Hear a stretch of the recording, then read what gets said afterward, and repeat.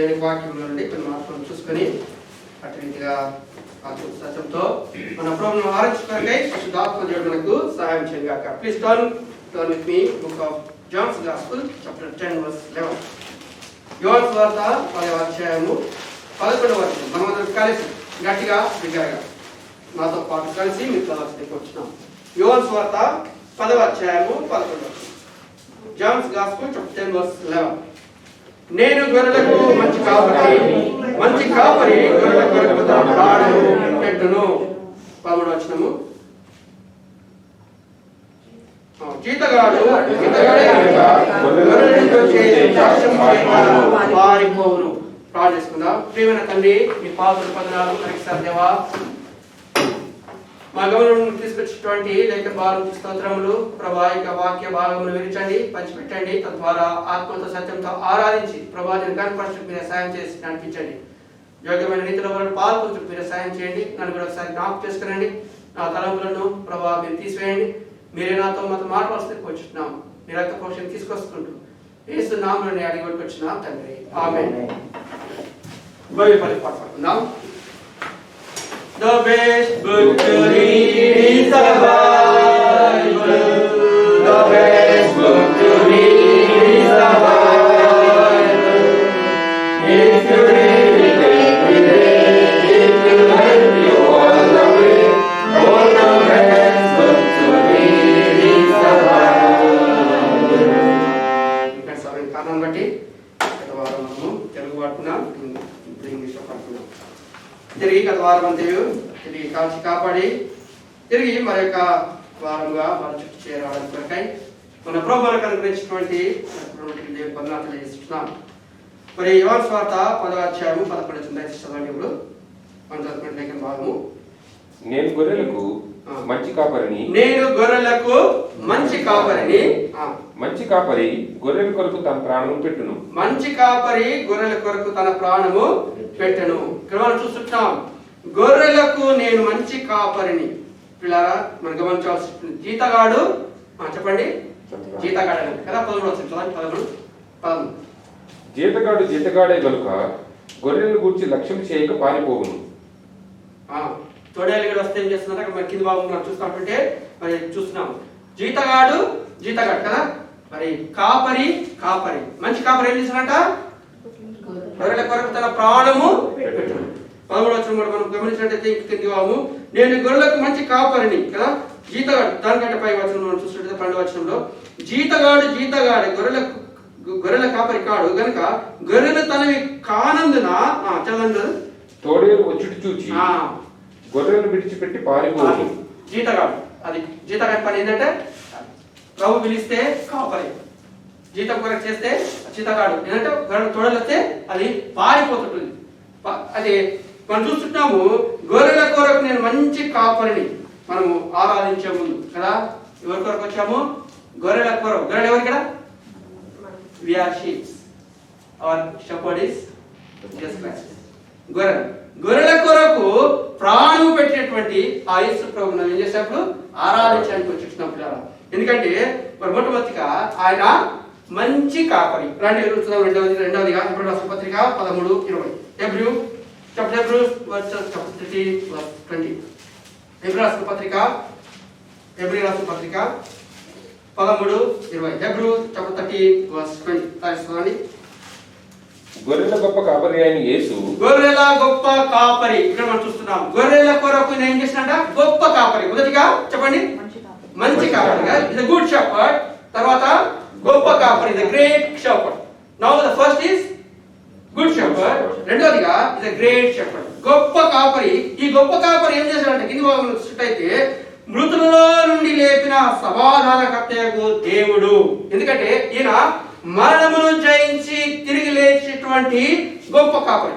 మంచి కాపరిగా ఏం చేశాడు? తన ప్రాణం పెట్టాడు. ఇప్పుడు గొప్ప కాపరిగా మరణమును జయించి తిరిగి లేచేటువంటి వాడు ఉంటున్నాడు. That's what we have to understand. దేవుని ఆరాధించడానికి మనం వచ్చేటువంటి నీవు నేను కూడా ఆయన యొక్క గుణ లక్షణాలు ఆయన నీ కొరకు ఏం చేసేట్టున్నాడో కదా తెలుసుకొని మనం ఆరాధించుటే ఆరాధన. మంచి కాపరిగా వచ్చాడు, నీ కొరకు ప్రాణం పెట్టాడు. గొప్ప కాపరిగా మృతులలో నుండి నన్ను లేపినటువంటి వాడు ఉంటున్నాడు పిల్లరా. రండి మూడోదిగా మనం చూద్దాం. రండి మూడోదిగా రండి. మొదటి పేతురు 5:4. మొదటి పేతురు 5:4. First Peter chapter 5:4. మొదటి పేతురు 5:4. ప్రధాన కాపరి ప్రత్యక్షమైనప్పుడు మీరు వాడబారని మహిమ కిరీటం first is the good shepherd, మంచి కాపరి. రెండోదిగా ఏం చూసాము? గొప్ప కాపరి. మూడోదిగా ఇప్పుడు ప్రధాన కాపరి. చూడండి, ప్రధాన కాపరి ఎట్లా వస్తుందంటే నిన్ను నన్ను కదా మనల్ని రక్షించడానికి కొరకై తాను చనిపోయి తిరిగి లేచినటువంటి గొప్ప కాపరి ఇప్పుడు ప్రధాన కాపరిగా నన్ను తీసుకుంటున్నాడు. యుగ యుగములు సదాకాలము ఆయనతో కూడా ఉండడానికి కొరకు ఆయన ఇప్పుడు రెండవసారి తాను రాబోతున్నాడు. ఏ రీతిగా చెప్పాలి? ప్రధాన కాపరిగా. మొదటి ఏ రీతిగా వచ్చాడు? మంచి కాపరిగా వచ్చాడు. ఎస్, మంచి కాపరిగా ఈ లోకానికి వచ్చాడు. నీ కొరకు నా కొరకు దరిద్రుడుగా ఈ లోకంలో జన్మించుకున్నాడు. మంచి కాపరిగా వచ్చాడు, చనిపోయాడు, గొప్ప కాపరిగా మృతుల నుండి లేచాడు. మనల్ని కూడా లేపడానికి కొరకై పాపం నుండి శాపం నుండి నువ్వు నేను కూడా మృతముగా ఉన్నప్పుడు ఈ లోకంలో ఆయన చేశాడు. మనం కూడా క్రీస్తునందు జీవింపజేసి ఉంటున్నాడు. గొప్ప కాపరిగా తాను మృతులలో నుండి లేచాడు. మూడవదిగా ఆయన రాబోతున్నాడు. ఎందుకంటే ఇప్పుడు ప్రధాన కాపరిగా నిన్ను నన్ను ఆ స్థలం నీ కొరకు నా కొరకు ఏ స్థలం కొరకై సిద్ధపాటు కలిగేసి ఉన్నాడో ఆ స్థలంలో తీసుకొని పోవడానికి కొరకు ఇప్పుడు ఏం చేస్తున్నాడ? ప్రధాన కాపరిగా వస్తున్నాడు. ఈ కాపరి నీకు నాకు చేసినటువంటి ఈ గొప్ప మేలును మరి తలంచుకొని మరి మన ప్రభువును మనకు ఆరాధించబోతున్నాం పిల్లలు. అయితే ఈ కాపరి యొక్క ఇంకా లక్షణాలు మనం చూసుకుందాం. ఈ మంచి కాపరిగా, గొప్ప కాపరి, ప్రధాన కాపరి మరి నీకు నాకు మరి ఇంకా ఎన్ని మేలు చేస్తున్నాడు కొన్ని 5 విషయాలు మనం చూసుకొని త్వరగా మనం ఆరాధించుకుంటాం. రండి మరి మొట్టమొదటిగా తనకు మంచి కాపరి. రెండవదిగా రండి రెండవ భాగంలో మనం చూసుకుందాం. రెండవ భాగంలో 9వ వచనం, అదే వచనం 9వ వచనం చదవండి. 9వ వచనం యోహాను సువార్త 10:9. యోహాను సువార్త 10:9. నేనే ద్వారమును నా ద్వారా ఎవడైనా లోపల ప్రవేశించిన ఎడల వాడు రక్షింపబడిన వాడై లోపలికి పోవచ్చు బయటికి వచ్చుచు మేత మేయుచును. మొట్టమొదటి భాగంలో ఇది గుడ్ షెపర్డ్ కదా, కాపరి. మన కాపరిగా ఉంటున్నాడు. రెండో భాగం వచ్చేసరికి చూడండి ఆయన యొక్క లక్షణం చూస్తా ఉంటుంటే ఆయన మనకు ద్వారంగా ఉంటున్నాడు. నేనే ద్వారమును అనగా రక్షణ ద్వారం. ఆయనను బట్టి కదా ఇప్పుడు బ్రదర్ ప్రశాంత్ గారు చెప్తారు ఇక్కడ మందిరంలోకి ఏ రీతికి వచ్చాం? ఆయనను బట్టి కదా, because of this salvation, because of the great salvation కదా, ఆయన యొక్క గొప్ప రక్షణను బట్టి ఇప్పుడు దేవుని యొక్క మందిరంలోకి మనము ఆహ్వానించబడి ఉంటున్నాం. అందుకే ఇక్కడ మనం చూస్తున్న 9వ వచనంలో నేనే ద్వారమును నా ద్వారము ఎవడైనా లోపల ప్రవేశించిన ఎడల వాడు రక్షించబడిన వాడి లోపలికి పోవచ్చు వచ్చుచు మేత మేయిచుండును కదా. ఇప్పుడు మనం దేని కొరకు వచ్చాయి? ఇప్పుడు మేత చెప్పు వస్తామట వెళ్తామట. ఒకవేళ నీకు రక్షణ లేకపోతే ఏమ్మా వస్తుంది వాటి సిస్టర్ రక్షణ లేకపోతే వస్తుందిగా. ప్రభుని రక్షించుకున్నాడు కదా, వేల పెట్టి అమూల్యమైన రక్తం ద్వారా విమోచించాడు కదా సార్, నీకు రక్షణ ఇచ్చాడు. ఆ రక్షణను బట్టి ఆయన మందిరానికి వచ్చాడు మేత. అందుకే దావీదు మహారాజు చెప్తున్నాడు కదా, యోహాను నా కాపరి. చదవండి అన్నమాట 23 చదవండి 23. పచ్చిక బయలులో నన్ను పరండి చేయనట్టుగా మాట్లాడతాం.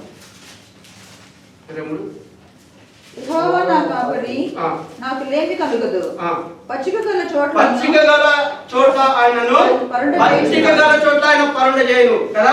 పచ్చికల్లో చోట్లలోనికి దేవుడు తీసుకొని వచ్చాడు కదా మేత మేడానికి కొరకు. అదే జీవాహారము నేనే. ఆ జీవాహారం ఎక్కడ దొరుకుతుంది? మార్కెట్ దొరుకుతుందా? ఏమన్నా ఎక్కడ దొరుకుతుంది? ఆయన మందిరంలోనే కదా, ఆయన వాక్యంలోనే నీవు నాకు దొరికేట్టు ఉంటుంది పిల్లరా. మంచి కాపరి. తర్వాత నెక్స్ట్ మనం రెండో భాగం చూస్తూ ఉంటుంటేనా మనకు రక్షణ ద్వారంగా ఉంటున్నాడు. నేనే ద్వారమును, నా ద్వారా తప్ప ఎవరు కూడా తండ్రి యొద్దకు చేరడు పిల్లరా. ప్రభువా నువ్వు నాకు ద్వారంగా ఇచ్చినావు ప్రభువా, నా జీవితంలో రక్షణ ద్వారంగా ఉంటున్నావు, నా జీవితంలో కాపరిగా ఉన్నావు. కాపరిలో 3 పెట్టుస్తున్నాం. కాపరి మాత్రమే కాకుండా నాకు జీవితంలో నువ్వు ద్వారంగా ఉంటున్నావు. రక్షణ ద్వారం. ఒకవేళ నా జీవితంలో ప్రభా రక్షణ ద్వారం అనగా రక్షణ ఇవ్వకపోతే ఈ సన్నిధిలో నేను వచ్చేవాడిని కాదు. అనేక నామకాల క్రైస్తవ లోకంలో జీవిస్తుంటున్నారు. వారి లోపడిగా నేను ఉండేటట్టు వాడు 9 మందిలో ఒకనిగా ఉండేటట్టు వానే ప్రభా నన్ను రక్షించుకున్నావు. ప్రభా రక్షించబడిన భార్యనిచ్చావు, రక్షించబడిన భర్తనిచ్చావు. Give thanks to God. ఎంతో మంది భర్త రక్షించబడ్డాడు, భార్యకు రక్షణ లేదు, అయినప్పటికీ ఈ లోకంలో వారి వేదన అనుభవిస్తున్నారు. ఇంతకు ముందు కూడా మన దగ్గర చాలా మంది వచ్చేటువంటి వారు భర్త వస్తే భార్య వచ్చేది కాదు, ఎందుకంటే రక్షణ లేదు. Thank God. రక్షించబడిన భార్య ఇచ్చాడు, రక్షించిన భర్త ఇచ్చాడు. కుటుంబ సమేతంగా ప్రభుని ఆరాధించడానికి దేవుడు ఇచ్చినటువంటి ఆధిక్యతను బట్టి కదా దేవుని ఆరాధించకుండా మనము ఉండలేము ప్రియులారా. రెండోదిగా మనం చూసినట్టయితే ఇక్కడ మరి ద్వారంగా రక్షణ ద్వారంగా ఉంటూ వస్తున్నాడు.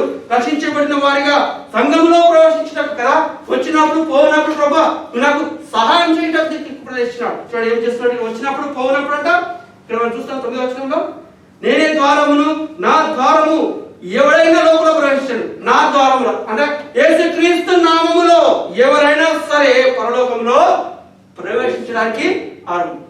యేసు నామం పేరట భూమి కింద నీళ్ళే అంతే కానీ భూమి పైన నరులలో యేసుక్రీస్తు తప్ప ఏ నామమును కూడా రక్షణ లేదు. యేసు నామములోనే మనకు రక్షణ. యేసు నామములోనే, యేసు నామము ద్వారానే మనము పరలోకంలో ప్రవేశించిన కొరకాయి, దేవుని మందిరంలో ప్రవేశించిన కొరకాయి నువ్వు నాకు పొందినటువంటి ఆధిక్యతను బట్టి ప్రభా నా జీవితంలో కావలిగా ఉంటూ వచ్చావు. మళ్ళీ రెండవ మెట్టు వచ్చేటట్టుంటే ద్వారము ప్రభా రక్షణ ద్వారము నా జీవితంలో ఉంటున్నావు. అందుని బట్టి దేవునికి వందనాలు తెలియజేట్టు వారు ఉంటున్నాము. రండి 3వ మెట్టుగా చూస్తున్నాం. రండి 29 చదవండి. 10:29 యోహాను సువార్త 10:29. వాటిని నాకు ఇచ్చిన నా తండ్రి, వాటిని నాకు ఇచ్చిన నా తండ్రి అందరికంటే గొప్పవాడు నా తండ్రి. ఇప్పుడు మనం చూస్తా ఉంటుంటే ఇక్కడ 3వ మెట్టు ఆయన మనకు తండ్రిగా ఉంటున్నాడు. ఆ తండ్రి ఎలాంటి వాడంటే అందరికంటే గొప్పవాడు కదా, అందరికంటే గొప్పవాడు.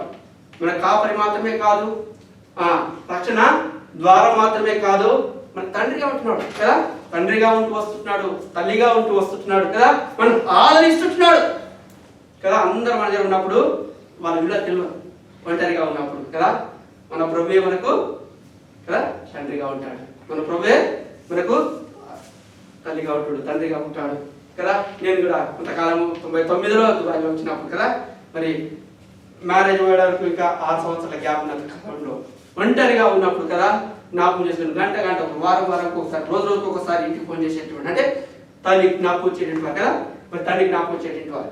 అయితే ఆ సమయంలో మనం ఆదరించే దేవుడుగా ఉంటున్నాడు కదా, అందరికంటే గొప్ప తండ్రిగా ఉంటున్నాడు అనమాట. మరి అందరూ బట్టి మనం జ్ఞాపకం చేసుకుందాం. ప్రభువా మన జీవితంలో, ప్రభువా నా జీవితంలో కాపరి మాత్రమే కాకుండా తండ్రి మరి ద్వారంగా ఉంటూ వచ్చావు, అనగా రక్షణ ద్వారంగా ఉంటూ వచ్చావు.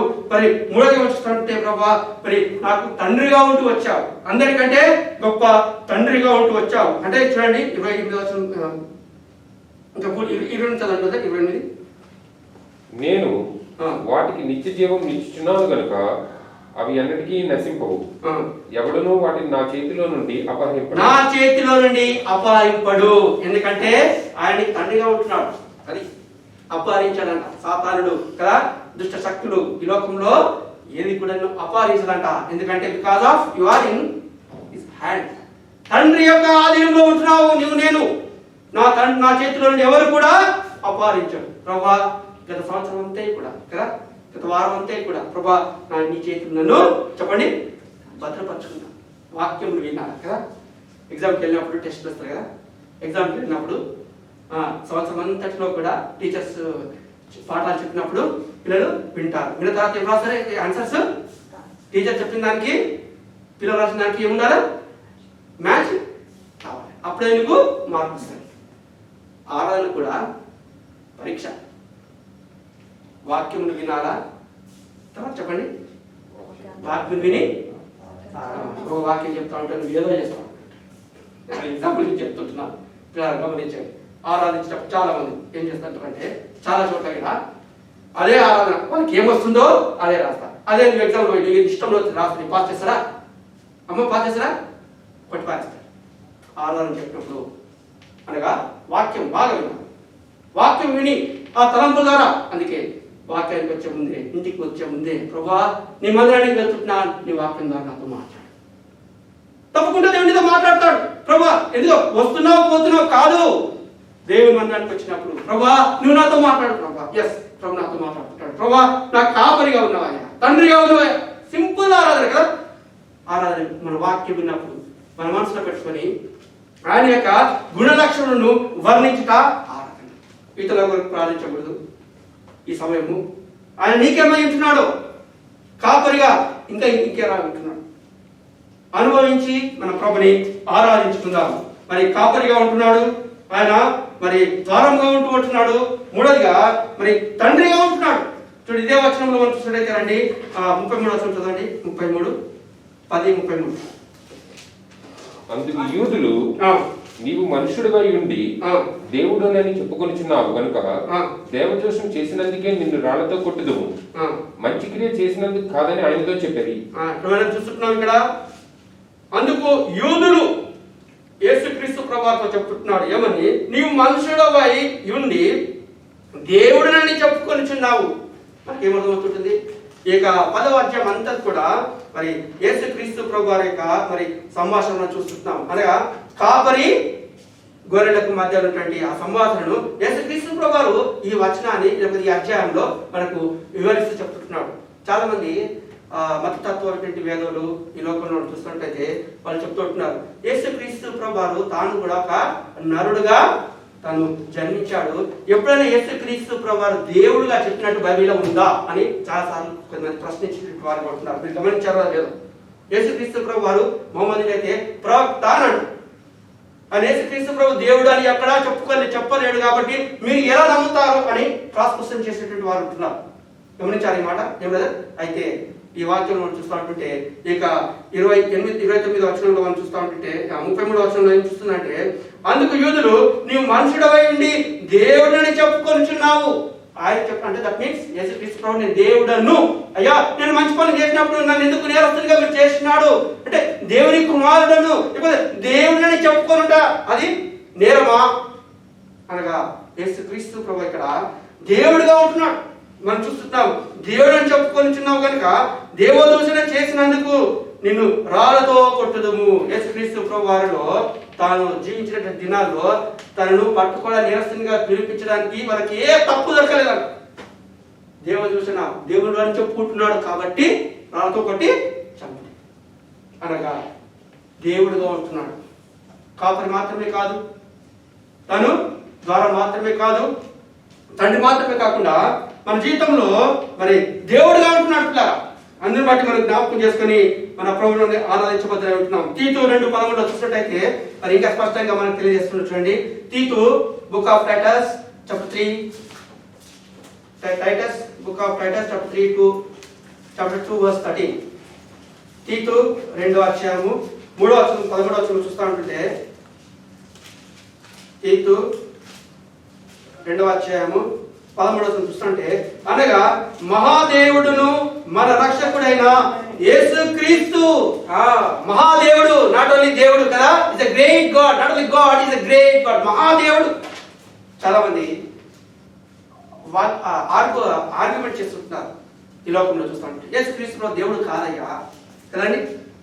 చాలా మంది వాక్యం చెప్పినప్పుడు ఇండియాలో కూడా మేము కాలేజ్ చదివే దినాల్లో చూస్తుంటే ఎక్కడైనా యేసు ప్రభు దేవుడు అని ఒప్పుకున్నాడు చెప్పలేదు. ఇలా వాక్యం చెల్లిస్తూ ఉంటుంది ఆయన దేవుడు, ఆయన మహా దేవుడుగా ఉంటున్నాడు. జ్ఞాపకం చేసుకుందాం, ప్రభువా నా జీవితంలో దేవుడుగా ఉంటున్నా. ఇది 4వ తరగతి పిల్లల జ్ఞాపకం చేసుకుందాం. ఆరాధించే ముందుగా మన జీవితంలో మరి దేవుడు మనకు మరి ఏదిగా ఉంటున్నాడు? ఆయన దేవుడు, దేవాది దేవుడు, దేవుళ్లకు దేవుడు ఉంటున్నాడు. దేవాది దేవుడు యేసయ్యా మానవ జన్మకై వచ్చాడయ్యా. దేవాది దేవుడు యేసయ్యా మానవ జన్మకై వచ్చాడయ్యా. మరణించాడు మరి లేచాడు ఈ నా పాప విమోచన. ఆయన మరణించాడు తిరిగి లేచాడు కదా. నీ పాపముల కొరకు, నా పాపముల కొరకు దేవుడు కాదు, దేవాది దేవుడుగా వచ్చాడు. అది ఆరంభం. గత వారం అంతే కాపాడి భద్రపరిచి ఆ దేవునికి నేను కూడా ఏం చెల్లించగలను. కాపరిగా ఉంటూ వచ్చాడు, ద్వారంగా ఉంటూ వచ్చాడు, తండ్రిగా ఉంటూ వచ్చాడు. అంత మాత్రమే కాదు, దేవుళ్లకు దేవుడు, ఆ దేవాది దేవుడిగా ఉంటూ వస్తుంటున్నాడు. అందుబట్టి మేము జ్ఞాపకం చేసుకుందాం. 2వ తలంపు చూసుకుందాం. 14 చదవండి దయచేసి. యోహాను సువార్త 14, బుక్ ఆఫ్ జాన్స్ చాప్టర్ 4. మరియు అతడు తన సొంత గొర్రెలన్నిటినీ వెలుపలికి నడిపించుడెల్లా వాటికి ముందుగా నడుచును. గొర్రెలు అతని స్వరమెరుగును గనుక అవి అతన్ని వెంబడించును. చాలు, ఇప్పుడు చెప్పండి 5వ తలంపు. మీరు చెప్పాలా? What is that? ముందుగా నడిపించేటువంటి వాడు. అది కాపరి కదా. కాపరి ఆల్వేస్ గొర్రె మేకలకి ఎవరు కాపరి? కాపరి మేకలకి అనుకుంటాడు. గమనించండి, ఇండియాలో వెళ్ళినప్పుడు మేకలకు కాపరి వెనకాల ఉంటాడు, గొర్రెలకు కాపరి కట్టబట్టుకొని ముందు ఉంటాడు. అది గొర్రెలకు మేకలకు ఉన్న తేడా. మన గొర్రెలు మనం కదా, మన కాపరి యేసుక్రీస్తు ప్రభువు మనకు ముందు ఉండి నడిపిస్తున్నాడు. అది ఆరాధించే ముందు నేను కూడా ప్రభా, గత వారం అంతే కూడా ప్రభా, నా కుటుంబానికి, నా సంఘమునకు, నా యొక్క జీవితంలో ప్రభా ముందుండి నడిపించావయ్యా. అది give thanks to the lord. ఎందుకు ఆరాధిస్తున్నామంటే జ్ఞాపకం చేసుకుని అనుభవపూర్వకంగా ప్రభుని గుర్తెరిగి కదా. కరోనా ఈ మహమ్మారి ఇక భయంకరమైనటువంటి ఈ దినాలలో ఉంటున్నాం ప్రభా, నా ముందుండి నడిపించావు. చెప్పగలవా? ఎస్, మనం చెప్పవచ్చు. జ్ఞాపకం చేసుకుందాం. నువ్వు మౌనంగా ఉండకుండా నువ్వు ఏ రీతిగా నువ్వు వెళ్తావు? నువ్వు మౌనంగా ఉండి ప్రభుని దుఃఖపరుస్తావా? ఇంత మేలు చేశావు కదా. ప్రభు ఆలోచిస్తున్నాడు, ప్రభు గమనిస్తున్నాడంట. మీకంటే ముందుగానంట, మనకంటే ముందుగానంట. వీటికి ఎవరు వస్తారంట? మన కాపరి వస్తారంట. అవర్ గేట్ షెఫర్డ్, ప్రధాన కాపరి, షీప్ షెఫర్డ్. మనం లేట్ వస్తామంట. అయితే మనకంటే ముందంట మన కాపరి, అంటే మన దేవుడు, మహాదేవుడు కదా, గొప్ప దేవుడు అంటే వస్తారంట. ఆఫీస్కి లేట్ వెళ్తాము, కానీ దేవుడి మందిరానికి ఆలస్యంగా వస్తాం. చెప్పాడు. ఏం చెప్పాడు? అయ్యా మీ వాళ్ళకి టైంకి రామని చెప్పాయా. ఇప్పుడు చెప్పాడు, మీ వారికి 11:45 లేట్గా వస్తున్నారు కొద్దిమంది. ఎందుకంటే లాస్ట్ టైం చెప్పాను కదా, 11:45 అంటే 15 నిమిషాలు లేట్కి వస్తే తిరిగి పంపించేశారట పక్క చర్చలు. ఎందుకంటే మీ ఆఫీస్కి మీరు ఇట్లా వెళ్తారా? అది ఎందుకంటే సమయానికి కదా. దేవుడు మనకంటే ముందంట దేవుడి మందిరానికి వస్తాడంట. ఎందుకొరకు? నీ స్తుతులను వినాలని, నీ ఆరాధనను వినాలని. ఇంకా మనం వచ్చి మౌనంగా ఉండకూడదు. నీ జీవితంలో ఏమై ఉంటున్నాడు కదా. ఆయన గురించిన రక్షణ బట్టి, ఆయన జీవితంలో దేవుడుగా ఉన్నాడు కాబట్టి, ఆయన జీవితంలో నీకు ప్రధాన కాపరిగా ఉంటూ ఉన్నాడు కాబట్టి, ఆయన జీవితంలో నీకు ముందుగా ఉండి నడిపిస్తున్నట్టు వాడు అన్నిటికంటే గొప్పగా మరి ముందుగా ఉంటూ వస్తున్నట్టులారా. ఇశ్రాయేలుకు తాను ఏం వేడిగా ఉంటున్నాడు? ఆ ఐగుప్తు నుండి ఆ యొక్క కాలానికి ప్రవేశ దినాల్లో దేవుడు వారికి ముందుగా దూతలను పంపించాడు. అయితే నీకు నాకైతే యేసు ప్రభువే ముందుగా ఉంటున్నాడట. చెప్పాలంటే అవర్ బాస్ కదా. ముందు బాస్ దేవుడు ఆ యొక్క దూతలకు ఆజ్ఞాపిస్తే, ఇదిగో నువ్వు వారి వెంట వెళ్ళాలన్నప్పుడు వారితో పాటు వెళ్తున్నాడు ఇశ్రాయేలుకు. అయితే వారికంటే మనం ఇంకా శ్రేష్ఠుడిగా ఉంటున్నామంట. ఎందుకు? అందుకే రక్తం పంచుకొని పుట్టారు కాబట్టి కదా. ఏమంటారు మన లోకంలో? ఇప్పుడు నా కొడుకున్నాడు, ఇప్పుడు ప్రశాంత్ గారి కొడుకున్న బిడ్డ ఉన్నాడు అనుకోండి, వాళ్ళతో ప్రేమ మనకు ఉందా? అది రక్తం పంచుకున్న ప్రేమ.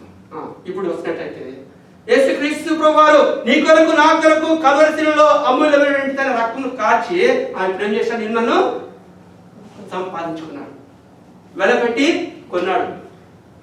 ఇప్పుడు ఏ రీతిగా అయితే మన కొడుకులను రక్త సంబంధమైన ప్రేమతో ఏ రీతిగా ప్రేమిస్తూ మరి అంతగా అనుభవిస్తున్నాము ఆ ప్రేమను, ఆ రీతిగానే రక్షించబట్టి నీవు యేసుక్రీస్తు ప్రభు గారు ఉన్నటువంటి భావము, అనురాగ సంబంధము ఆ రీతిగా ఉంటుంది. అందుని బట్టి ఆ ప్రభు ఈరోజు నీకు స్తుతి ఆరాధనలు వినాలని నిన్ను ఆశపడి ఈ లోకంలో మనను ఆయుష్కాలాన్ని పొడిగించాడు. అందుని బట్టి బండ సందులు లేకుండా నా పౌరమా, పేటి బీటలను ఆశ్రయించు నా పౌరమా, నీ ముఖము మధురము, నీ స్వరం నాకు వినబడనిము. పర్వగీతంలో మనం చూస్తాం 2వ అధ్యాయంలో. పిల్లరా, ఆయన నీ స్వరములు వినాలని, నీ ముఖమును చూడాలని ప్రభు ఎంతో ఆశపడుతున్నాడు. మౌనంగా ఉండకుండా. ఆ కాపరి యొక్క ఈ 5 లక్షణాలు మనం చూసుకున్నాం. చెప్తారా? మొదటిగా ఆయన కాపరి, ప్రధాన కాపరి, గొప్ప కాపరి. కాపరి యొక్క ఇంకా 5 విషయాలు మనం చూసుకుంటారు. రెండవ వీటిలో ఆయన కాపరి, తర్వాత రక్షణ ద్వారము, రెండవదిగా, మూడవదిగా తండ్రిగా ఉంటూ వస్తున్నాడు, నాలుగవదిగా దేవుడిగా ఉంటూ వస్తున్నాడు, ఐదవదిగా చూసినట్టయితే ముందుగా ఉంటూ నడిపిస్తున్నాడు. నా జీవితంలో, నా కుటుంబ జీవితంలో ప్రభా ఒకవేళ ముందుగా ఉండకపోతే ప్రభా ఇంకా నేను జీవించేవాడిని కాదేమో, నాకు భద్రత లేకుండా ఉండదేమో కదా. ఈ లోకంలో గొప్పవారికి భద్రత లేదు, ఈ లోకంలో డబ్బున్న వారికి, చదువుకున్న వారికి కూడా లేదు. అయితే ప్రభువును కాపాడుతూ వస్తుంటాడు, భద్రపరుస్తూ వస్తుంటున్నాడు. సాతాను యొక్క చేతిలోని అపహరించకుండా తన గొర్రెల కొరకు తన ప్రాణం పెట్టి పడుకుంటున్నట్టున్నారు, భద్రపరుస్తున్నాడు. ఈ 5 తలంపులు జ్ఞాపకం చేసుకుని ఒక సహోదరుడు, ఒక సహోదరి క్లుప్తంగా ప్రభువును మీకు నడిపించిన రీతిగా దయచేసి మీరు ఆరాధించవచ్చు. దయచేసి